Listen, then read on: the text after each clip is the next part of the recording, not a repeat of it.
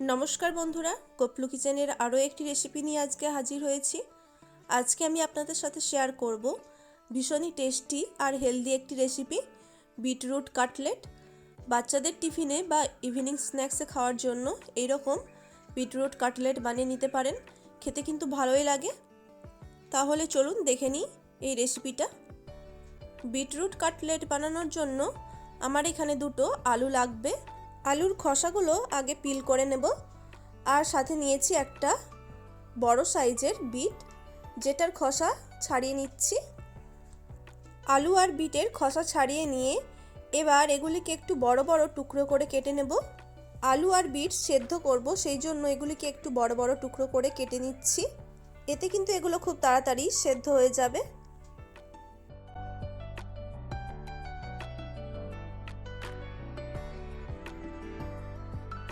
এখানে বিট আর আলু কেটে নিয়ে এবার কড়াইয়ের মধ্যে দিয়ে দেব পরিমাণ মতো জল। ওই জলের মধ্যেই বিট আর আলুটা দিয়ে 7 থেকে 8 মিনিটের জন্য সেদ্ধ করব। আপনারা চাইলে কিন্তু এখানে এগুলিকে প্রেসার কুকারে 2টো সিটি দিয়েও সেদ্ধ করে নিতে পারেন। এখানে আমার আলু আর বিট ভালো মতো সেদ্ধ হয়ে গেছে। একটা কাঁটা চামচ দিয়ে আমি এখানে চেক করে নিচ্ছি।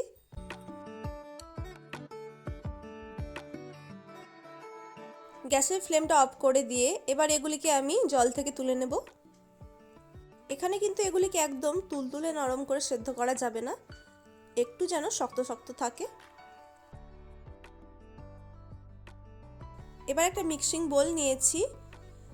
আগে থেকে যে বিট আর আলু সেদ্ধ করে রেখেছিলাম সেগুলিকে একটা গ্রেটারের মাধ্যমে এভাবে গ্রেট করে নেব। এভাবে গ্রেট করে নিতে হবে, যেহেতু বিট আর আলুর কাটলেট বানাচ্ছি সেই জন্য এভাবে গ্রেট করে নিলে কিন্তু কোনো রকমই ডালা থাকবে না। আলুগুলো সব গ্রেট করে নিয়ে এবার বিটগুলোকেও একইভাবে গ্রেট করে নেব।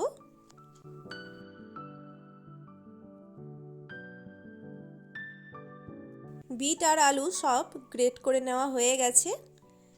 এবার এর মধ্যে কিছু মশলা অ্যাড করব।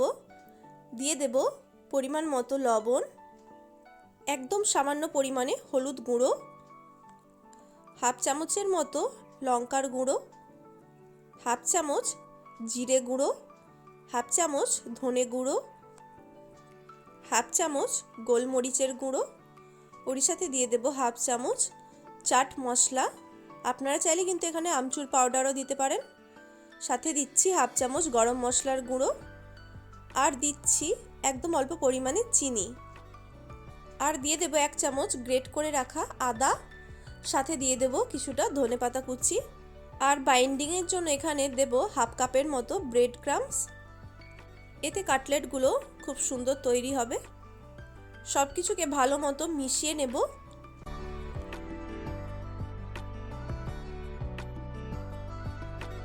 এখানে মিশ্রণটা ভালো মতো তৈরি হয়ে গেছে। এবার কাটলেটের আকারে তৈরি করে নেব। পরিমাণ মতো ডো কেটে নিয়ে এভাবে হাতে গোল করে নেব।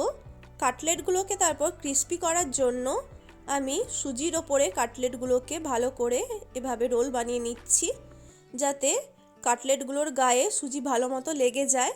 এতে কিন্তু কাটলেটগুলো খুব সুন্দর ক্রিস্পি হবে। আপনারা এখানে সুজির পরিবর্তে ব্রেড ক্রাম্বস দিয়েও বানিয়ে নিতে পারেন, তবে সেক্ষেত্রে একটা ঘোল বানিয়ে নিতে হবে।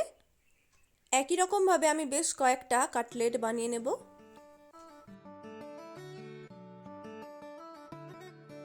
দেখুন এখানে আমার 5-6টার মতো কাটলেট বানিয়ে নেওয়া হয়ে গেছে। এবার এগুলিকে ভাজার জন্য একটা তাবার মধ্যে 2 টেবিল চামচের মতো সাদা তেল দিয়ে দেব। আমি এখানে কাটলেটগুলোকে একদম অল্প তেলেই ভাজছি। আপনারা চাইলে কিন্তু ডিপ ফ্রাইও করে নিতে পারেন। আরও হেলদি বানাতে চাইলে এগুলিকে ঘি বা বাটার দিয়েও ভেজে নিতে পারেন। এভাবে কাটলেটগুলোকে তাবার উপরে রেখে দেব। আর এগুলি ভাজতে খুব বেশিক্ষণ সময় লাগে না, 2 থেকে 3 মিনিটের জন্য উল্টে পাল্টে ভেজে নিলেই চলবে। তাওয়ার মধ্যে অনেকটা জায়গা থাকার কারণে আমি আরও কয়েকটা কাটলেট বানিয়ে নিয়েছিলাম। এবার এগুলিকে উল্টে পাল্টে আমি ভেজে নেব, দুদিকটা ভালো করে লাল হয়ে যাওয়া পর্যন্ত। বাচ্চাদের টিফিনে দেওয়ার জন্য হেলদি রেসিপি হিসেবে এই রেসিপিটাও ট্রাই করতে পারেন, খুবই ভালো লাগবে খেতে বাচ্চাদের। এছাড়াও ইভিনিংয়ে স্ন্যাক্স হিসেবে তো এগুলি খাওয়া যেতেই পারে। আজকে রেসিপিটা কেমন লাগলো অবশ্যই কমেন্ট করে জানাবেন। ভালো লাগলে ভিডিওটিতে একটি লাইক করে চ্যানেলটি প্লিজ সাবস্ক্রাইব করে দেবেন। দেখুন বন্ধুরা, আমার এখানে কাটলেটগুলো একদম রেডি হয়ে গেছে। এবার এগুলি গরম গরম যে কোনো সস বা কেচাপের সাথে খাওয়া যেতে পারে। দুটো আলু আর একটা বিট দিয়ে কিন্তু আমি এখানে প্রায় 20টার মতো কাটলেট তৈরি করে নিয়েছিলাম। এগুলি দেখতেও যতটা সুন্দর হয়েছে খেতেও কিন্তু ভীষণই সুন্দর হয়। রেসিপিটা ভালো লাগলে অবশ্যই বাড়িতে একবার হলেও ট্রাই করবেন। সবাই ভালো থাকবেন, সুস্থ থাকবেন। আজকের মতো এই পর্যন্তই। আবার ফিরে আসবো এরকমই নতুন কোনো একটি রেসিপি নিয়ে। সবাই ভালো থাকবেন, সুস্থ থাকবেন। রেসিপিটা শেষ পর্যন্ত দেখার জন্য অসংখ্য ধন্যবাদ।